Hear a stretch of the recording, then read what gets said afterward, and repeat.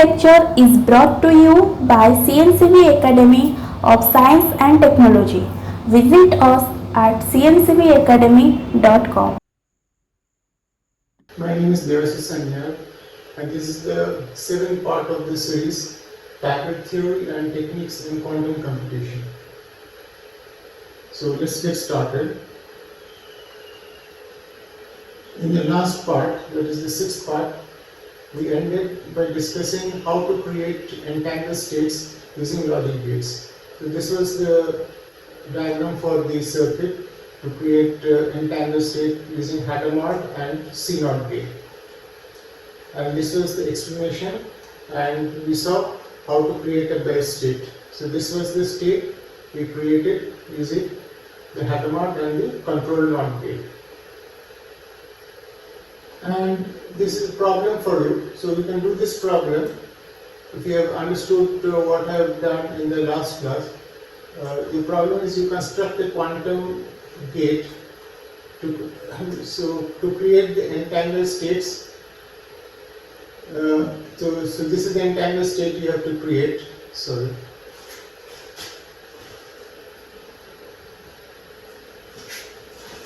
So this is the entangled state you have to create. 0 1 minus 1 0 and 0 0 minus 1 1. So and what you have to get? You have to, so this is construct a quantum circuit, you can say, to create the entangled states, this and this. And what you have to use? You have to use the control knot and the Hadamard gate. It should not be difficult. It's pretty simple. And do it, and you explain your answers.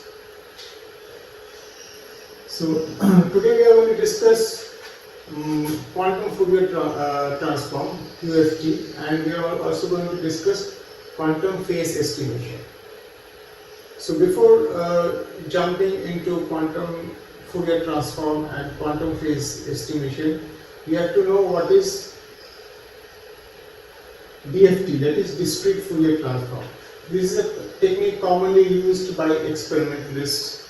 Particularly DFT is like central to signal processing. So what is DFT?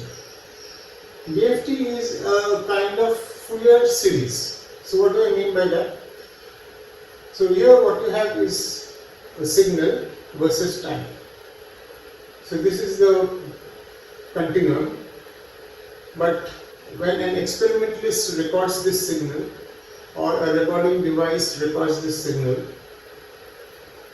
it does not record the continuum, rather it records the signal at certain intervals of time. That is, it records a time series. So what do I mean by that? So it can record at, say, this time. So it can record the signal at, say, 0 second starting. Then it can record the signal at 0.1. Then it can record the signal at 0.2, 0.3, 0.4, 0.5, 0.6 and so on. Suppose like this you have n data, and after that you stop. You stop collecting data, and after that you assume that the data is repetitive. Just like so, you stop say after taking 1000 data points, and then you assume after 1000 data points it is repetitive. Then you go back to what you had at 0. So it's like it's like you have a periodic function, but you don't have a continuum. What you have is discrete points. Now, if that is the case, you can now define a Fourier transform. We can define a transform, or we can go to the frequency domain through this definition. This is very similar to what we have done in Fourier series. So this is Fj. So Fj defines the signal. So I have collected the signal at n points. So j goes from 0 to n minus 1. So these are the values of the signal at j points, Fj. So j goes from 0 to n minus 1. So you have n points here. And then you have e to the I2 pi j k by n. The frequency is, so the frequency is indexed by k, and I have summation over j. So in Fourier series what we did was we had an integral because we had a continuum, but here we don't have a continuum, we have only n data points. So we sum over those data points. So j is equal to 0 to n minus 1, and when we do this, what we get is the the frequency amplitude. So this is the representation of my data points in the frequency domain. This is just like Fourier series. So this is Fourier series for discrete data.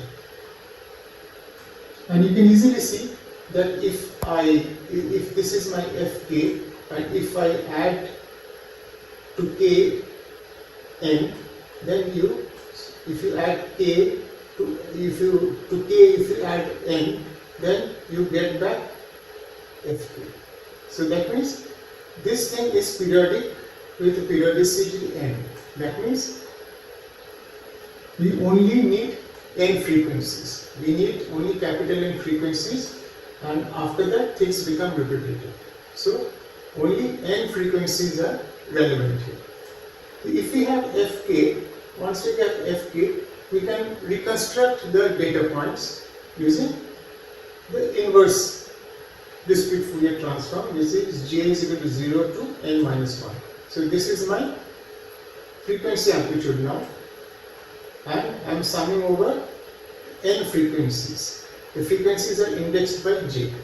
So I have n frequencies, and this is e to the minus 2 pi j k by n. So j is the frequency index and k is the data index. So k is 0 to n minus 1 and j is 0 to n minus 1. So when k is equal to 0, we get what will be fk. When k is equal to 1, f1 will get what was the signal at k is equal to 1. So this is the time index or signal index at, and this is the j is the frequency index. And this is the periodicity. That's why we deal with only n frequencies. In Fourier series, we had infinite number of frequencies, but here we don't have infinite number of frequencies because we have only n data points, so we have only n number of relevant frequencies.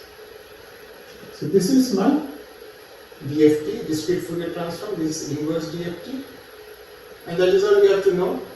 And this is so. How do we do DFT? One way of doing DFT is just from the definition, and another way of doing DFT is what is called the fast Fourier transform. Fast Fourier transform performs DFT. Now, if you do DFT using the definition of DFT, then this time, the time to do the computation scales as n square. So n is the number of data points. So it scales as n square. Well, actually, the number of operations is around n square, and the time required is proportional to number of operations. So that is why we say the DFT time scales as n square. But FFT is a very smart algorithm. FFT is a very smart algorithm, and it is at the heart of every signal processing. Means FFT is like we are benefiting from FFT every day. Any signal processing involves FFT. And why FFT? Because FFT is a much faster. And how fast? The FFT time scales as n log n. So basically it scales as n. So this is a significant reduction, and that's why every signal processing unit uses FFT to process the signal. So now we have some information. Now we know what is DFT and we know what is FFT. We have not discussed what is the FFT algorithm. We know what is DFT. So once we know what is DFT, now we can go to quantum Fourier transform or QFT, because QFT is an extension of, or the quantum extension or quantum analog of discrete Fourier transform. So what happens? So here we have a gate, some gate is there, or some quantum circuit is there, right? Some quantum circuit is there, and here we have the inputs. So inputs are given by x1, x2, x3, xn. So there are n inputs. So the inputs can either be 0 or 1, 0 or 1, 0 or 1, 0 or 1. And the output, say the output is such. We will see how we get this output using quantum gates. But for the time being, let's assume that the output here is 1 by root 2 0 ket plus e to the power I 2 pi x 2 inverse 1 ket. 2 inverse is divided by 2. So this line is connected to this line. This is a quantum line, and what we get is a quantum output. This is, and these two are connected. Similarly, we have x2 here, and what we get here, this is the output. It is 1 by root 2, then 0 ket plus I 2 pi x 2 pi 2 to the power minus 2 1. We will see what is x. Okay. So like this we go. So xj, for xj what we have is 1 by root 2 0 ket plus e to the power I 2 pi x 2 to the power minus j 1 ket, and finally for xn, so this is xn, what we get here is 1 by root 2 pi 0 plus I 2 pi x 2 to the power minus n 1. So this is the output. So once we have the output, so what are we going to do? So how we get this output, we will soon see today. And so let's make the picture clear. So this is the input. So input is x1 tensor product x2. So these are all independent. So that's why I'm using tensor product. x1 ket tensor product x2, then tensor product, and like that we go xn. So in shorthand, or we can write this as the x1, x2, xn ket. And what is the output? The output is 1 by root 2, 0 plus I 2 pi x 2 inverse 1, then tensor product, just like this. So you just take the tensor product here, tensor product of these. So that is what we have done. So at the end I have 1 by root 2 0 plus e to the power I 2 pi x 2 to the minus n 1. Right. So this is my composite output. And what is x? X is, I have written x in the basis 2. So this is xj to the power n minus j. And what is xj? Xj is can be identified with this. So this is, so when I say xj, I mean this, right? So this is my xj to the power n minus j. So I have written x. So this is a integer. I have written in the base 2. So you can say when j is equal to 1. So this is x1 to the power n minus 1 plus x2 to the power n minus 2, and I end with xn to the power 0. So this is an integer which is represented in the base 2.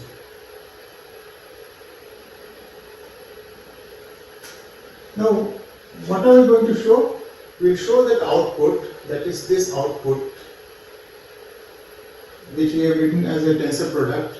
This output is actually 2 to the power minus n by 2, okay, k, where k is equal to 0 to 2 to the power n minus 1, e to the power I 2 pi x k by n into k ket. Now you can see this structure is exactly equal to this.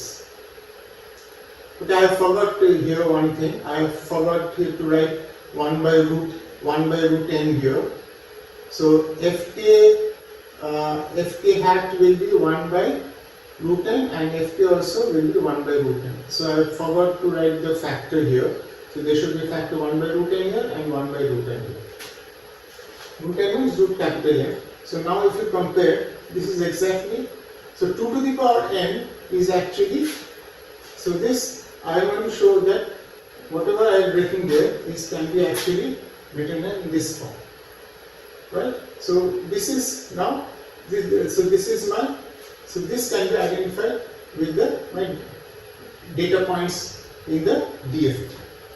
So k is varying from k is equal to 0 to 2 to the power n minus 1, right? So 2 to the power n is actually capital N, and so you can, I see here. So this is, so the kets are equivalent to this.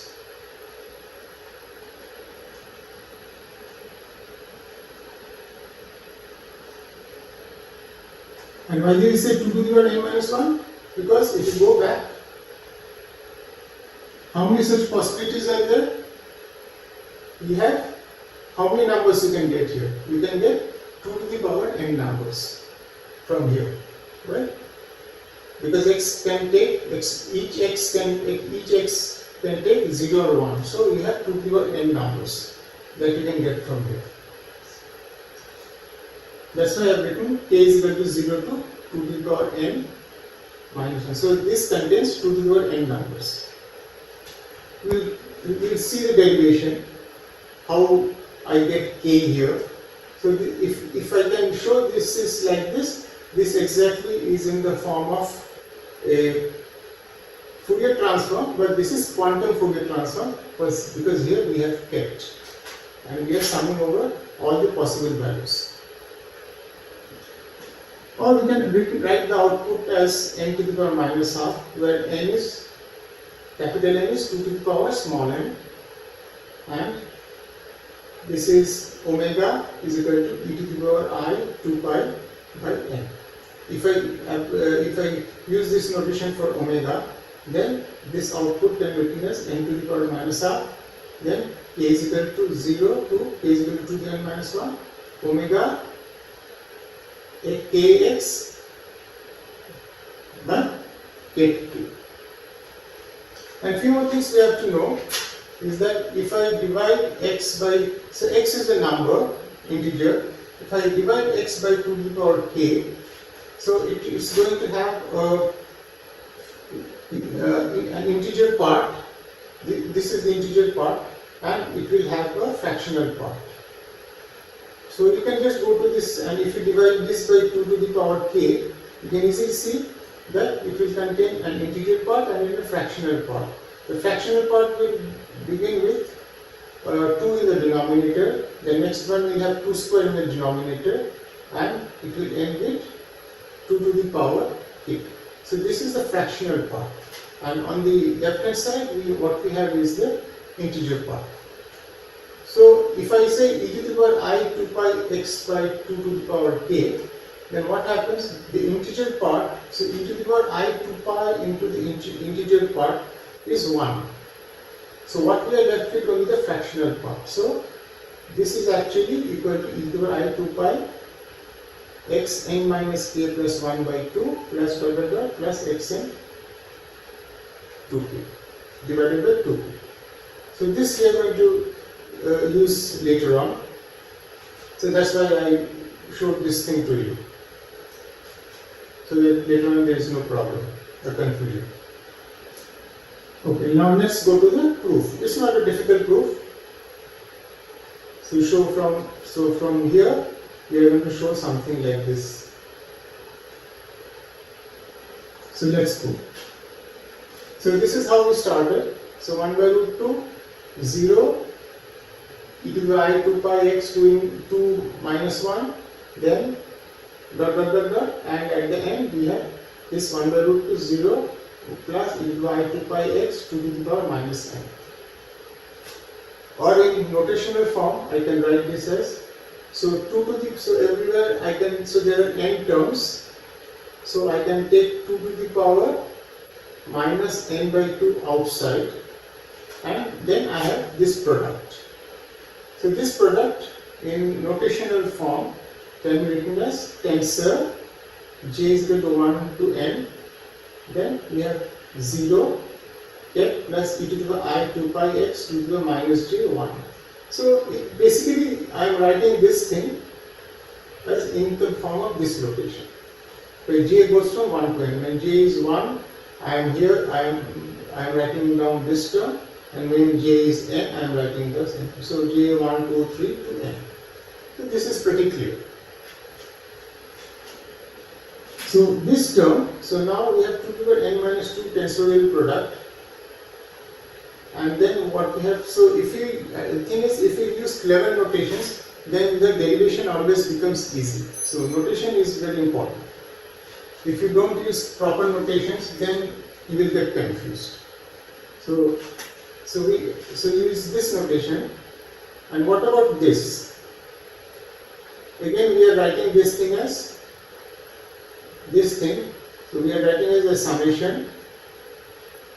So there is a dummy variable here kj. So kj is equal to 0 to kj is equal to 1. So kj can take two values, either 0 or 1. So this is e to the power I 2 pi kj x to the power minus j.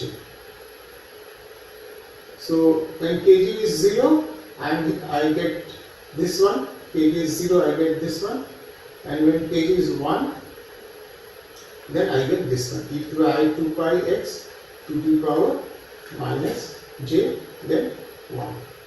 Right? Pretty simple. Now what we will do, so we will try to do this product first and this summation later on. So we want to take this thing here and bring this thing here.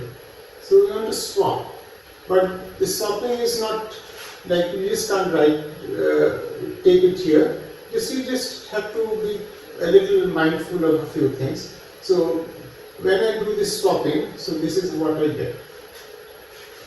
Right? So when you are multiplying, so you are multiplying, so you have kj's, so j is equal to 1 to n, so you will have a product of this k1 cross kn, right? This is clear from here, and what is there in the exponent, it will add. Okay, right? It's going to add. So there will be a summation over j. So here what you can see is this. So e to the power I 2 pi x kj, j is equal to 1 to n, kj to the power minus j, and then we have k1, then tensor product, and it ends with kn. And then there is summation. So we have k1, so k1 can go from 0 to 1, then kn then kn also can go from 0 to 1. And so we have written down the earlier expression where we have done the product, and now here we have the summation. Right? So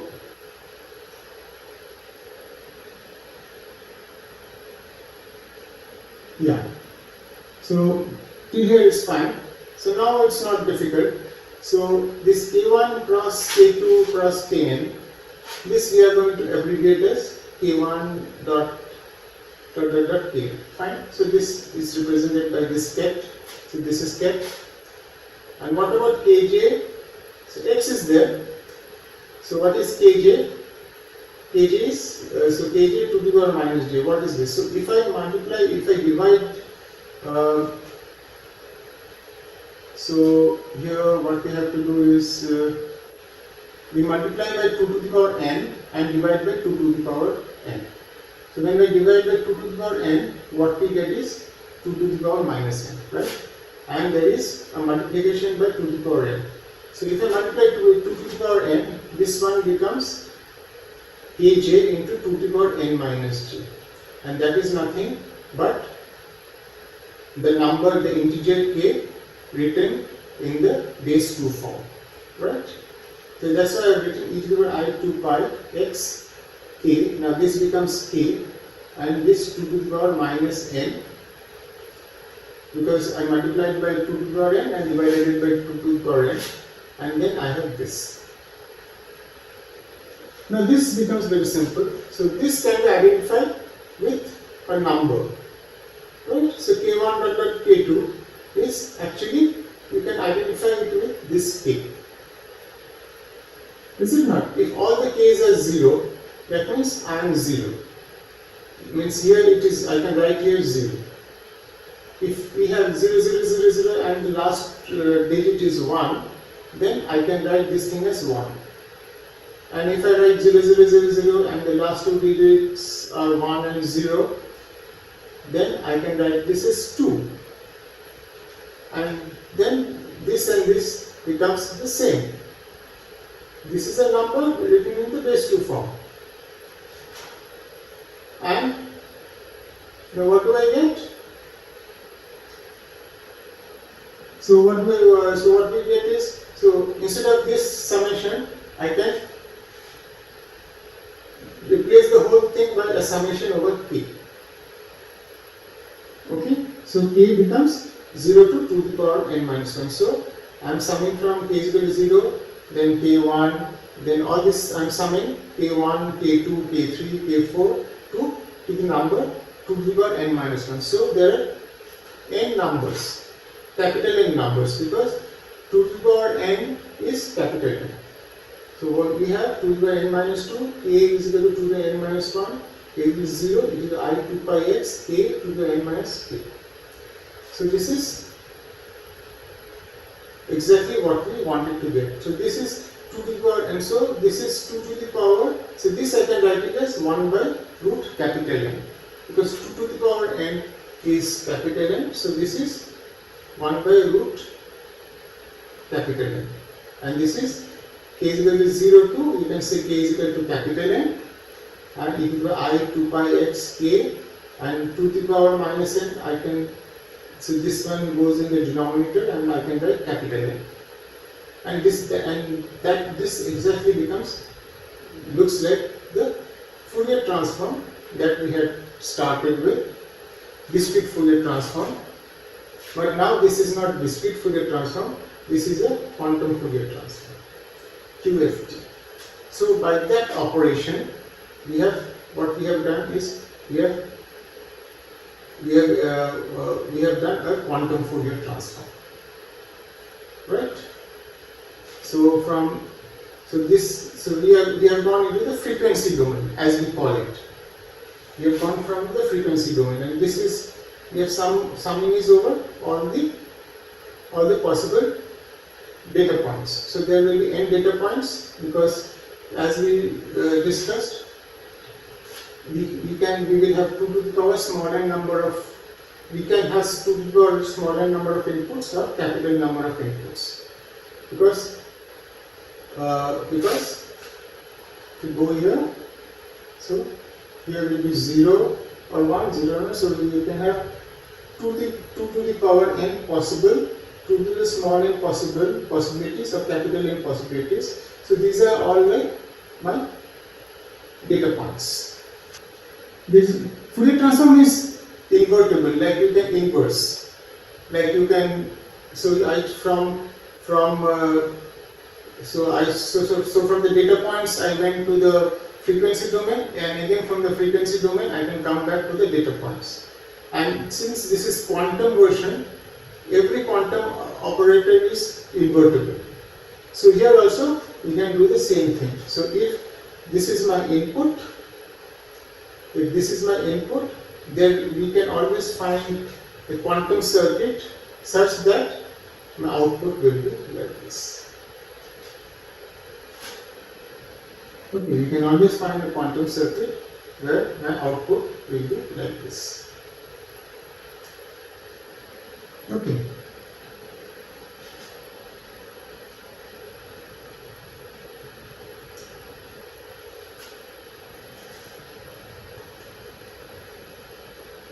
Okay. So let us now see a few examples of how to do quantum Fourier transform. So this is a 1 qubit Fourier transform. So we have only one input, and so the one input, one output. How do we do Fourier transform? We use just Hadamard gate, and if we use Hadamard gate, what we get is exactly 1 by root 2 0k plus e to the 2y pi I x by 2 1. This is trivially, this is a 1 qubit quantum Fourier transform. right? So now you can see this satisfies the Fourier transform condition. So whatever we had, how we had defined Fourier transform here.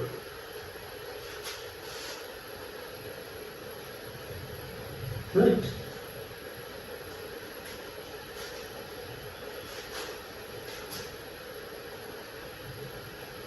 So this, and then we go to two. So one we will now do 2 qubit and 3 qubit Fourier transform.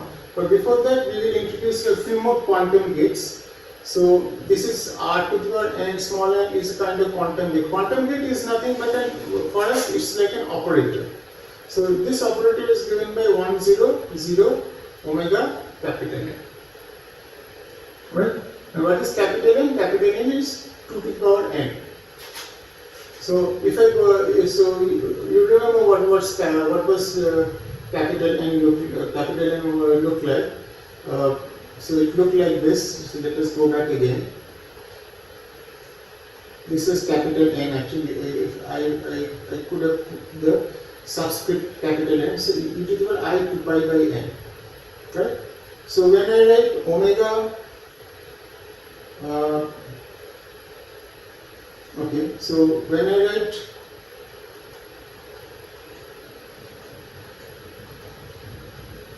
R2, that means this is small n, so R2 capital N is 2 square, that is 4.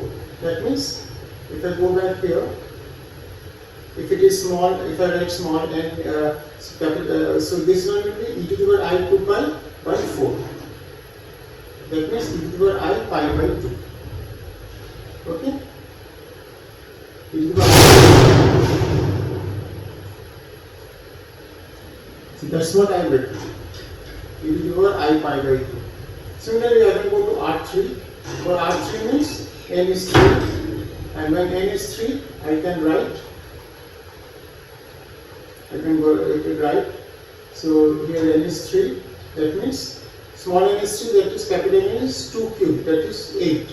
So it will be pi by 4, and that is what I have written. 1 0 0 e to the power I pi by 4.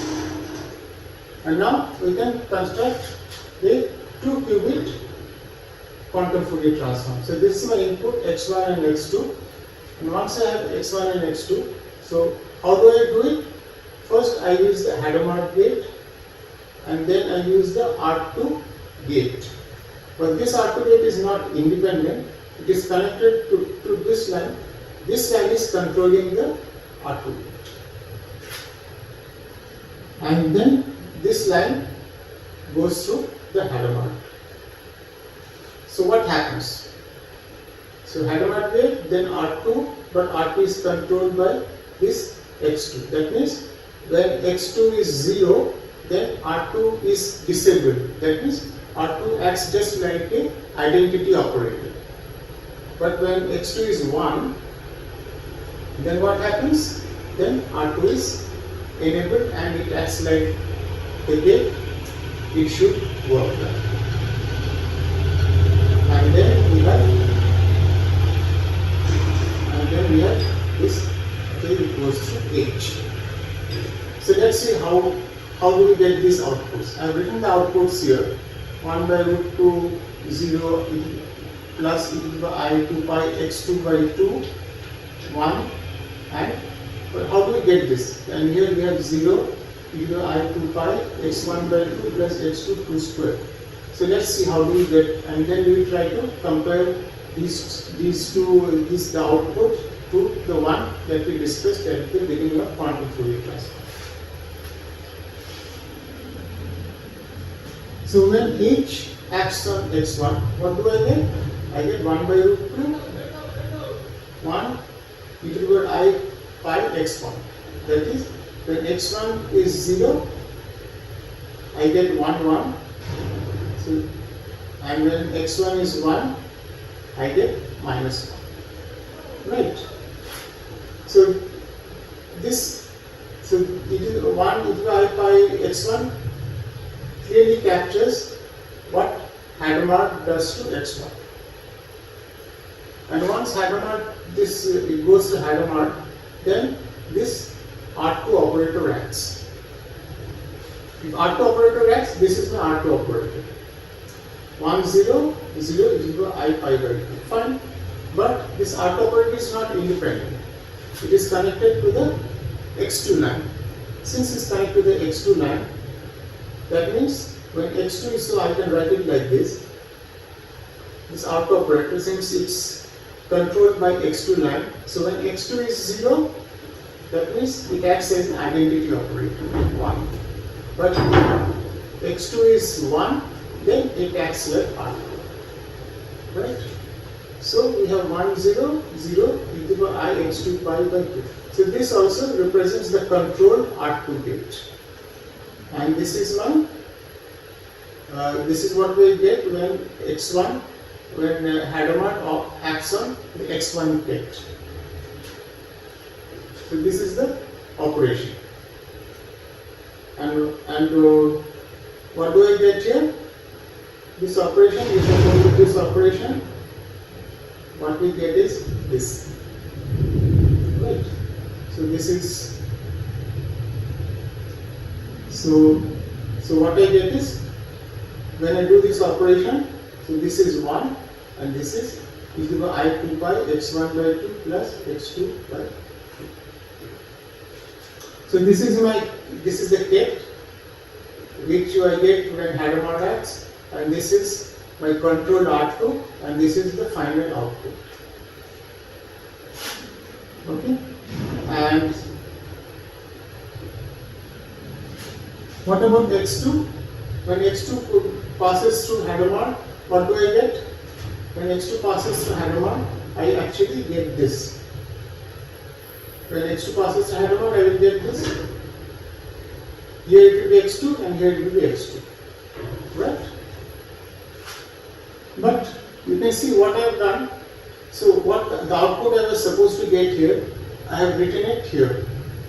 1 by root 2 0 e to the power I 2 pi x2 by 2 1.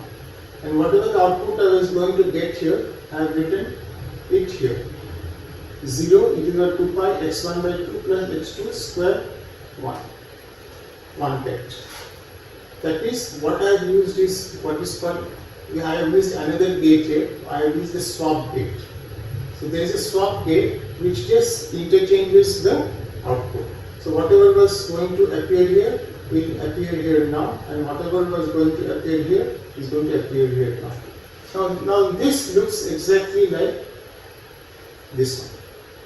So this is e to the power 2 pi x by 2. Now you can easily check that 2 e to the power I 2 pi x by 2 is actually equal to e to the power I 2 pi x2 by 2. Why? Because of this.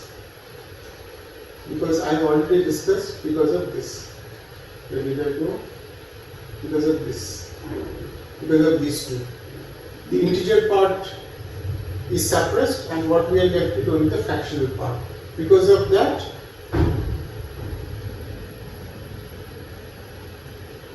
e to the power I 2 pi x by 2 appears as e to the power I 2 pi x2 by 2. And here, what do I get here? And here what I get is e to the power I should be, so it should be e to the power I 2 pi x by 2 square. Again the same reason that I have discussed before is e to the power I 2 pi x by 2 square is actually written like this.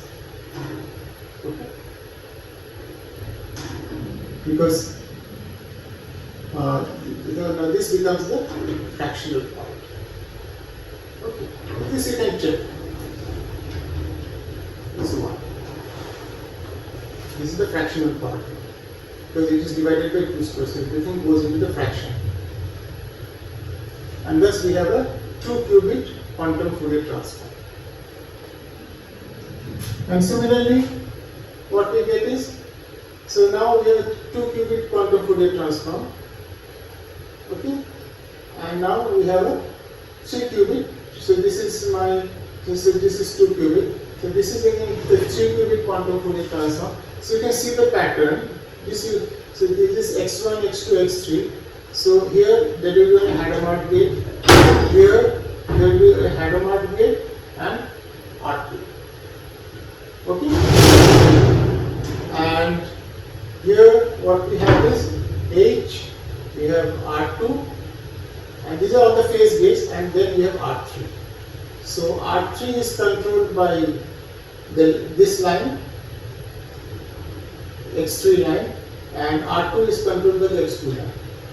And you can just do the calculations as I have shown in the 2 qubit quantum Fourier transform. You do the calculations, and then whatever output you will get here, and whatever output you will get here, you have to swap. So this is the output that you are getting here, and this is the output that you are going to get here. But what you do, use the swap gate. So swap the output at this line and this line. First line and third line. This line you don't have to do anything. Right? So this line remains as it is. And what we get is the 3 qubit quantum Fourier transform. And that is how it proceeds. Now the question is, how fast is the quantum Fourier transform? So we found out that if we do DFT using fast Fourier transform, it goes as n or n log n. But quantum Fourier transform computation time is log n squared. Means this is really fast. So if you can really do quantum computation and if you can create the gates, you can manufacture the gates and you can implement the quantum Fourier transform. Quantum Fourier transform is really very fast. It's extremely fast. You can understand log n squared. So when n is even very large, say 10 to the power 8 or so, it is really fast. You can do it very fast, incredibly fast.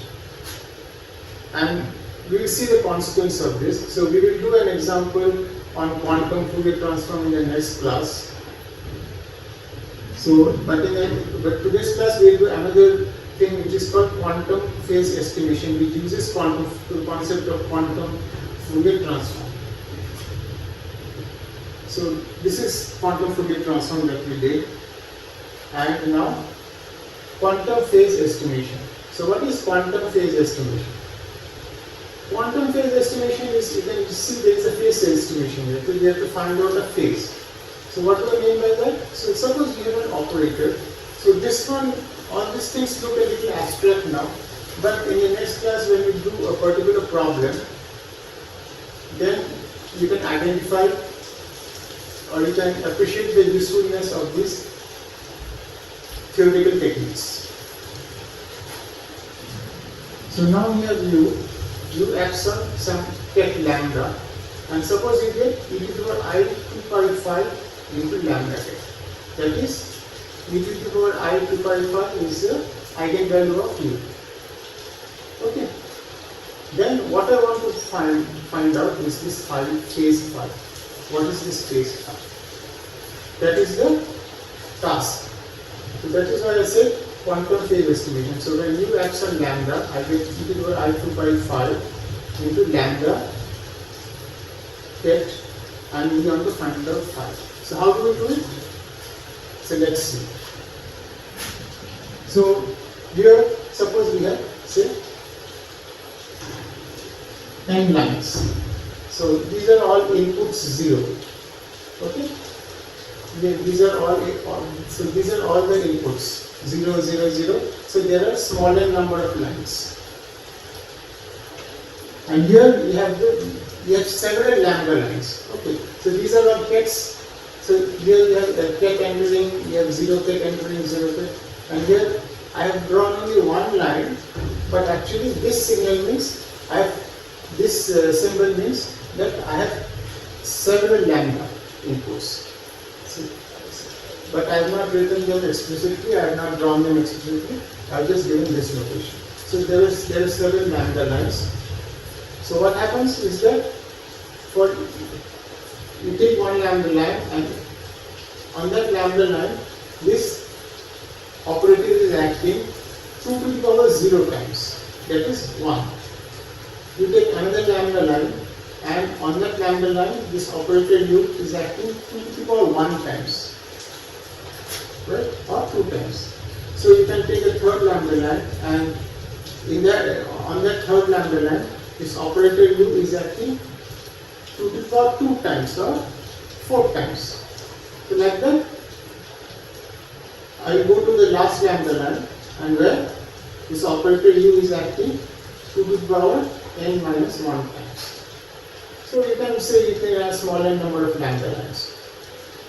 Okay, so you 2 to the power 0, so like this. But this u to the 2 to the power 0, this is being controlled, this operation, this is an operator, this is controlled by this line.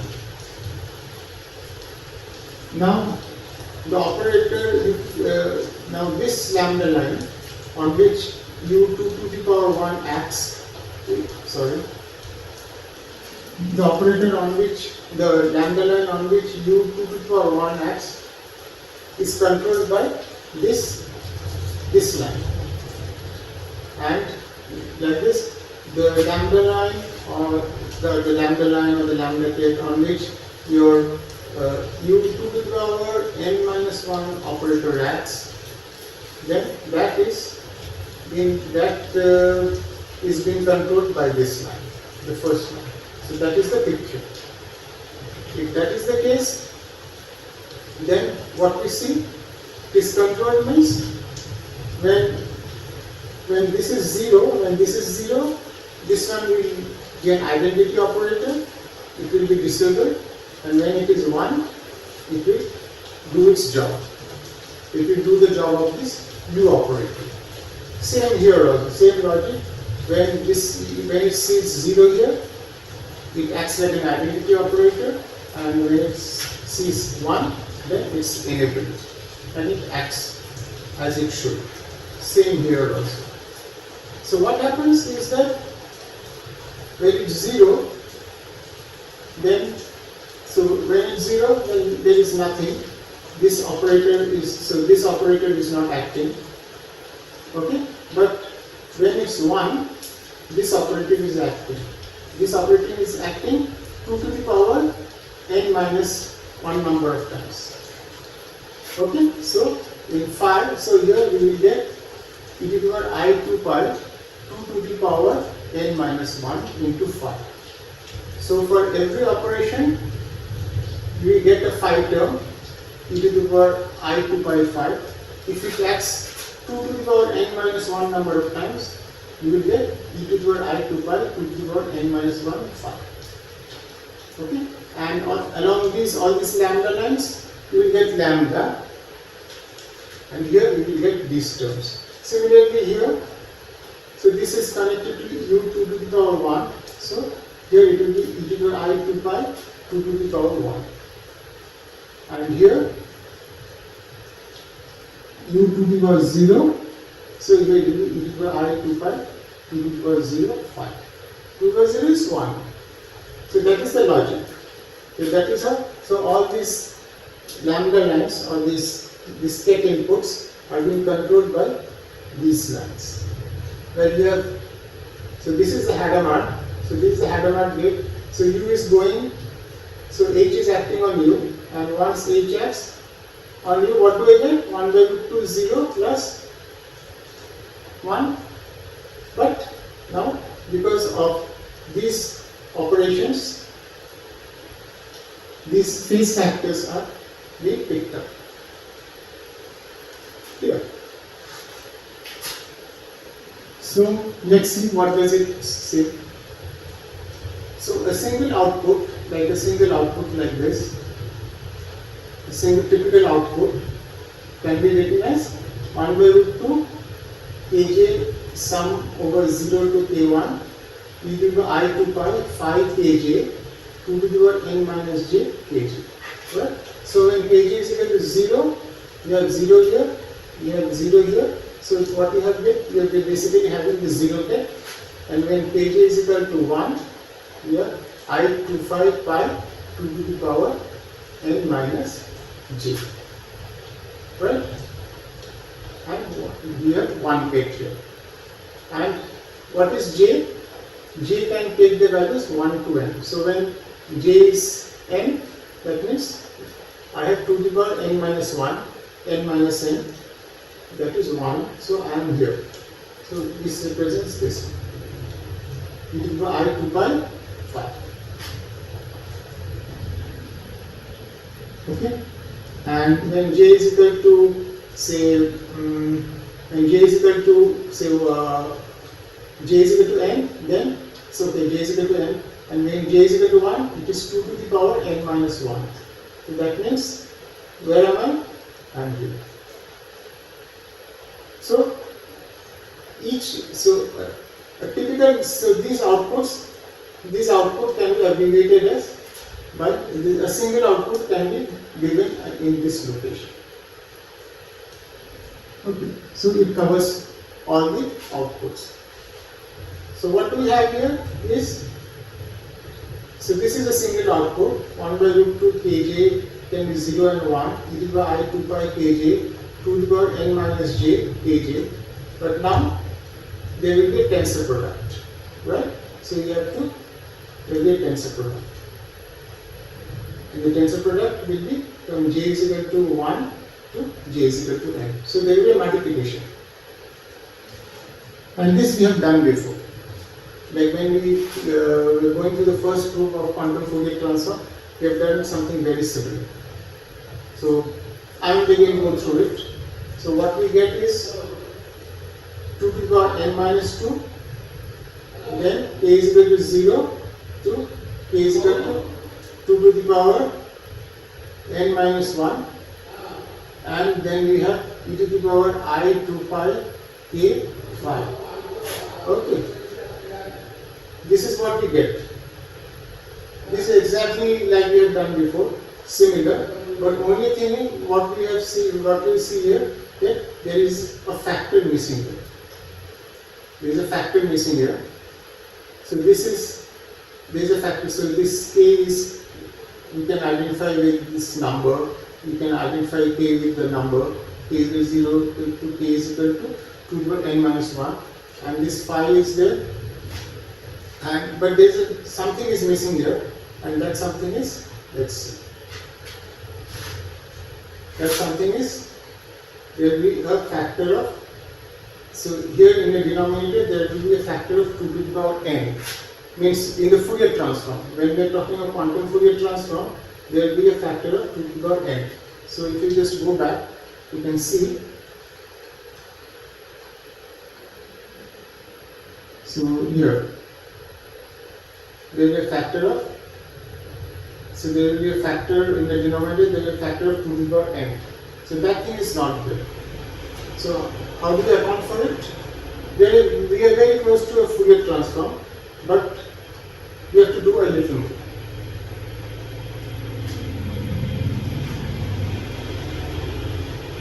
Okay.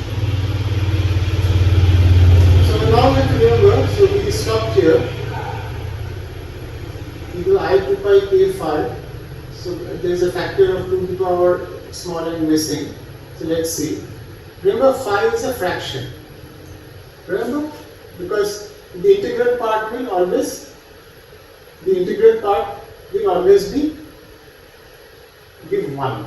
That we have shown. E to the I 2 pi integer is 1. So whatever phi we have here is a fraction. So phi can be written as phi 1 by 2 with respect to base 2, phi 1 by 2 plus phi phi n by 2 to the power n. So now if I multiply this by 2 to the power n, then what I get is phi 1 to the power n minus 1, and then at the end we have 2 to the power 0 phi. So this is nothing but an integer now. Right? This is an integer. So if I multiply 2 to the power n with phi, where phi is purely a fraction, then what we are left with is an integer. So that thing now becomes k is equal to 0 to 1. So I'm just ignoring the factor here. 2 to the power minus n by 2. So k is equal to 0 to k is equal to 2 to the power n minus. So e to the power I 2 pi k phi k. So phi is a fraction here. So what I do, I multiply by 2 to the power n and I divide by 2 to the power n. And 2 to the power n is small n is capital N. And that means what I have is the summation over k is equal to 0 to k is equal to capital N or 2 to the power n minus capital N minus 1 or 2 to the power n minus 1 e 2 pi k by n phi. And now this phi is an integer. Till here this phi was a fraction, but now this phi is an integer.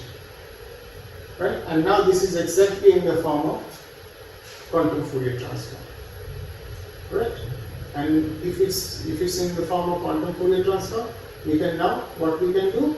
We can do the inverse. And once we do the inverse, what we get is, if we do the inverse, what we get is the phi. Right? So answer found. So if you do the inverse, we can. So this is an estimation. So that's why we call it the quantum phase estimation. So this is how, using the Fourier concept of Fourier transform, we find out the phase phi. And this is an estimation because it depends on how many. It depends on how many of these you use. The accuracy with which you can calculate the phase will depend on how many of these inputs you use. Okay. If you use greater number of these inputs, 0 and this, then you are going to get greater accuracy. And if you are using lesser number of these, then you will get lesser accuracy. That's why it's called quantum phase estimation. So answer found. So we will stop here today, and in the next class we will do a practical example of quantum Fourier transform and quantum phase estimation. So thank you.